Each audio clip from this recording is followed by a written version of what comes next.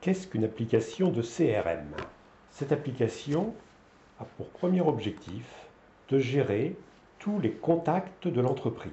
Ces contacts seront de nature diverse, des clients, des prospects, des fournisseurs et toute autre société ou partenaire de l'entreprise. Sur ces contacts, on gérera donc des coordonnées, des classements, des typologies dans cet onglet, dans un onglet complémentaire éventuel où on aura décidé des libellés des zones, par exemple des indications de chiffre d'affaires, de taille d'entreprise, des informations sur la concurrence chez ce contact s'il s'agit d'un client.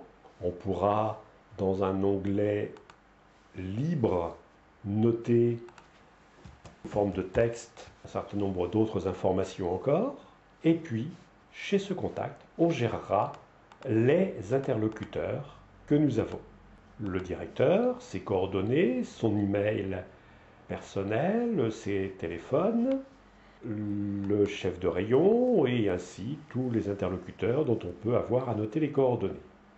On a donc un premier résultat sous la main, toutes les informations utiles à la gestion de nos tiers, de nos contacts clients et fournisseurs. Le deuxième objectif est de gérer ces contacts, l'historique de ce qui s'est passé.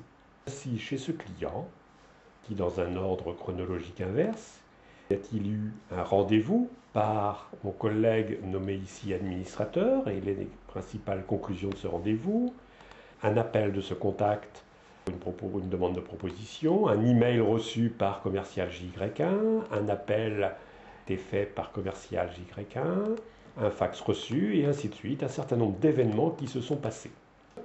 Les événements sont notés avec le jour et l'heure de l'événement, mots-clés, puis les pièces correspondantes. Ainsi avons-nous reçu un fax qu'on peut immédiatement consulter.